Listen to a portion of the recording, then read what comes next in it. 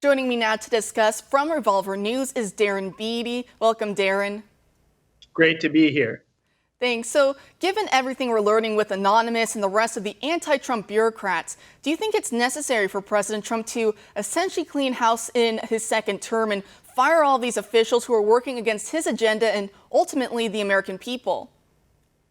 Absolutely. And this standard take on this, which is correct, is that the whole bit about him being a senior administration official is foolish. But I think the most important take home for this is actually that he was not a deep state actor in the precise sense of being a civil serviceman. He was a political appointee, which is a scandal in and of itself. And I think despite all the great things Trump has done, one place that really needs to square away in the second term is shoring up personnel, making sure he has loyalists who have his back, who will implement his agenda.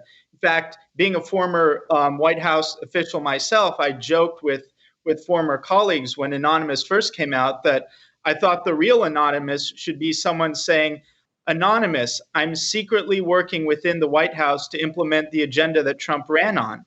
Because actually, there were so few people who actually supported that agenda and supported Trump when it counted. So I think that's a real scandal. And I'm glad to see Trump is really making a lot of progress in this regard, but much, much more needs to be done in the second term.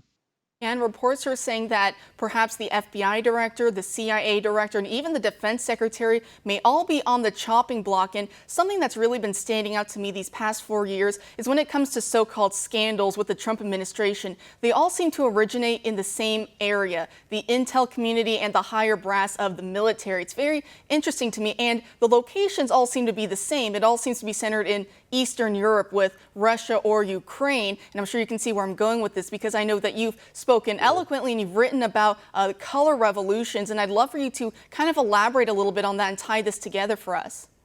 Wonderful. And I'd love to point that out. And this is really a great point that you bring up. And I think it's important, especially for conservatives to understand, because just as conservatives typically favorable toward private companies, even though you have big tech companies, technically private, censoring our speech and crushing our liberties, I think similarly, we need to take a really sober, hard look. It's a tough pill to swallow at what's happened to our own national security apparatus, from the highest levels of the FBI to the CIA to the DOJ and even military brass. What we're seeing is this terrifying trend of broader swaths of our own national security apparatus being repurposed and redeployed domestically to crush the energies associated with Trump's victory in 2016.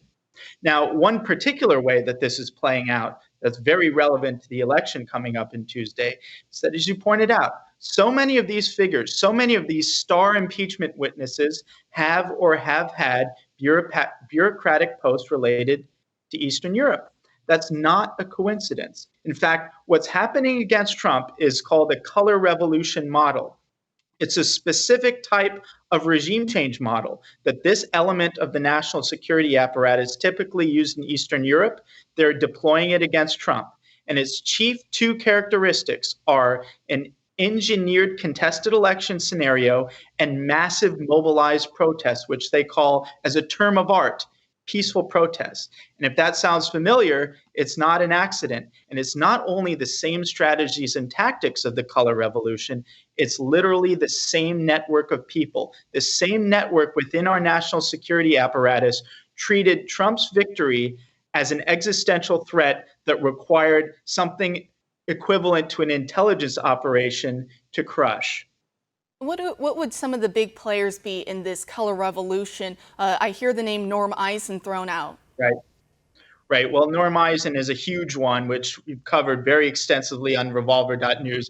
I take great satisfaction in the fact that, he's typically very vocal. He's been quiet like a church mouse ever since that expose came out. He's one of the ringleaders of this. He's a key architect in nearly every effort to censor, undermine, impeach, overthrow the president. Since the report came out, despite his relative silence on Twitter, he's been very active behind the scenes. And in fact, he's been involved when the Trump tax returns came out. He decided that this was a pretext to remove Trump from office. And now he's working with these organizations that are working on mobilizing hundreds of thousands of people and flooding the nation's capital with massive protests in this crucial intermediate period between election day and inauguration day. This is where all the chaos is going to happen. This is where all of the nonsense is going to happen because you're going to see them do coordinated lawfare. They're going to take all this to the courts, contest the mail-ins, make sure Trump supporters aren't counted, and their guys are, and they're going to have massive demonstrations in the streets. They take it to the streets and they take it to the courts because they can't win in the ballot box. And that is essentially the color revolution model. So I'm actually a little bit apprehensive to see just what's in store for our nation in this interim period between Election Day and Inauguration Day. This is very concerning stuff. And what role do you think that the mainstream media plays in all of this, and big tech, in silencing certain stories and playing up these duds, these so-called bombshells that turn out to be unverified and unsourced? Well, yeah, I mean, the mainstream media has a huge role to play, and you already saw them pushing this narrative of if Trump doesn't concede on Election Day, he is, by that very fact, an illegitimate ruler. And it's had really dangerous stuff that they've been playing around with because they've gotten military brass to entertain the idea of removing the president by force if he doesn't step down. Now, this all sounds extremely ominous, but all that means is if the president's in office Election Day and it's not clear who won because they've created this mail-in ballot scenario, unless he just steps down from office, which would be ridiculous, they're framing him in advance as some kind of illegitimate despot that requires removal by the military and the intelligence apparatus. So they've set up the very conditions for this color revolution model that I've described. You lay it out so well, and like I said, it's very concerning. And quickly before I let you go, do you think that Republicans, and especially those sitting in Congress right now, do you think that they fully appreciate what's really going on right now in D.C.?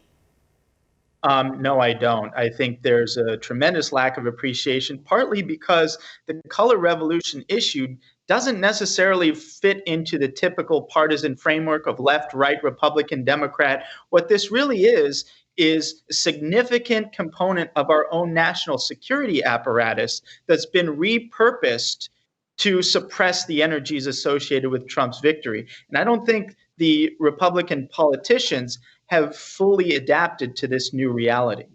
We have a lot to think about this Tuesday on the election. Thank you so much for coming on tonight, Darren, and breaking down everything for us.